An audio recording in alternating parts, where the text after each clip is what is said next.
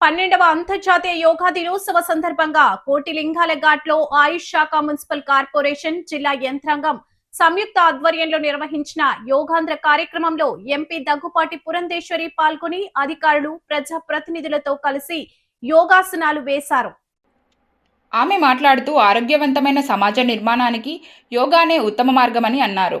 ప్రధానమంత్రి నరేంద్ర మోదీ ప్రతిపాదనతో ఐక్యరాజ్య సమితి 2014లో జూన్ 21ను అంతర్జాతీయ యోగా దినోత్సవంగా ప్రకటించిందని గుర్తు చేశారు. జిల్లా కలెక్టర్ కీర్తి చేకూరి మాట్లాడుతూ యోగా సర్వరోగ నివారణగా పనిచేస్తుందని, ప్రతిరోజు 45 నిమిషాల పాటు యోగా సాధన చేస్తే శారీరక మానసిక ఆరోగ్యం మెరుగుపడుతుందని తెలిపారు. ఎమ్మెల్సీ సోము వీర్రాజు మాట్లాడుతూ యోగా ద్వారా ప్రపంచ దేశాలు భారతదేశాన్ని విశ్వగురుగా గుర్తించాయని పేర్కొన్నారు. 12వ అంతర్జాతీయ యోగా దినోత్సవం యోగా ఆఫ్ హెల్తీ ఏజింగ్ అనే అంశంతో నిర్వహించడం జరిగిందన్నారు.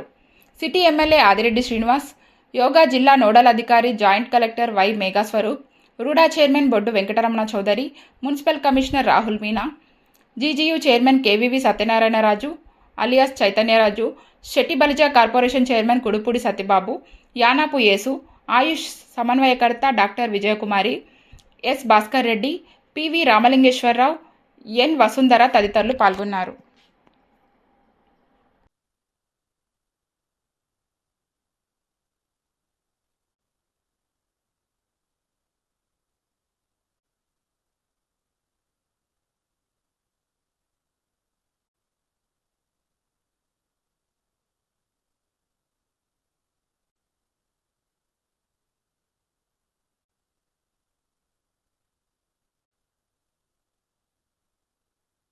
ప్రధానంగా అందరికీ అంతర్జాతీయ యోగా దినోత్సవ సందర్భంగా అందరికీ నా శుభాకాంక్షలు నేను తెలియజేస్తున్నాను.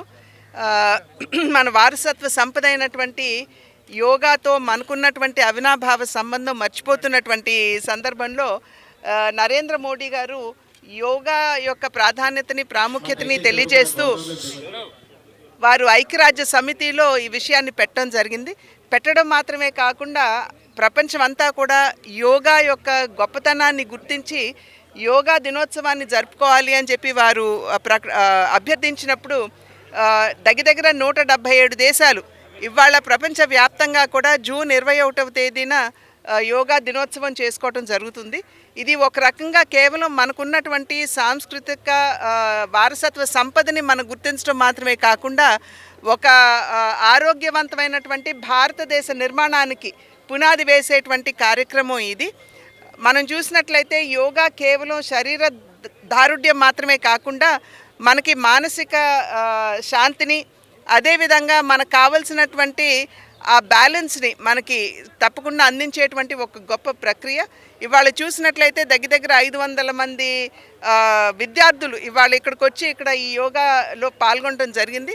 ఇది కేవలం ఒక దినం చేసేటువంటి కార్యక్రమంగా మాత్రమే కాకుండా ఇది దినచర్యలో భాగం చేసుకోవాలి అని చెప్పి అందరినీ కూడా కోరుతూ, కేవలం మన జిల్లా మాత్రమే కాదు, మన రాష్ట్రం మాత్రమే కాదు, దేశంలో ఉన్నటువంటి వారందరికీ కూడా అంతర్జాతీయ యోగా దినోత్సవ సందర్భంగా అందరికీ నా శుభాకాంక్షలు తెలియజేస్తాను. ప్రపంచ దేశాలతో యుఎన్ఓలో ఇంటర్నేషనల్గా ఆమోదించినటువంటి పెద్దలు శ్రీ నరేంద్ర మోడీ గారు వాస్తవంగా భారతదేశాన్ని విశ్వగురు స్థానానికి తీసుకువెడతామని చెప్తూ ఉంటాం. విశ్వగురు స్థానానికి తీసుకువెళ్ళడం ఏంటి? విశ్వం అంటే ప్రపంచానికి తీసుకువెళ్ళాలని భారతదేశాన్ని. అంటే ఈ యోగాతో ప్రపంచ దేశాలన్నీ కూడా భారతదేశం విశ్వగురు స్థానంగా అంగీకరించాయి. అందరికీ అర్థం కావాలి, ఇది యోగాతో ప్రపంచం అంతా కూడా భారతదేశాన్ని విశ్వగురువుగా అంగీకరించాయి. యోగాని ఇంటర్నేషనల్ డేగా వాళ్ళు ఎప్పుడైతే ఆమోదించారో భారతదేశం విశ్వగురు స్థానానికి వెళ్ళింది. ఇప్పుడు మన ప్రధానమంత్రి కూడా విశ్వగురువుగా ఖ్యాతింపబడ్డారు.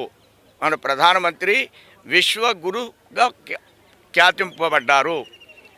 మొన్న ట్రంప్ ఎవనో ఒక నా ఫోటో దించేటప్పుడు చాలా ఇబ్బందులకు గురి చేశారని ఆ దేశం అంతా కూడా వ్యాఖ్యానించింది. కానీ మోడీ ఏ దేశానికి వెళ్ళినా ఆ దేశ ప్రధానమంత్రితో ఆలింగనం చేసుకోవడం, ఆప్యాయతతో ఉండడం, ఇదే విశ్వగురు స్థానం. సర్వే జనా సుఖినో భవంతు అని చెప్పినటువంటి దేశం భారతదేశం. దీంట్లో అర్థం ఈ యొక్క యోగా విశ్వగురువుగా మనం అందరం కీర్తించాలి. Thank you.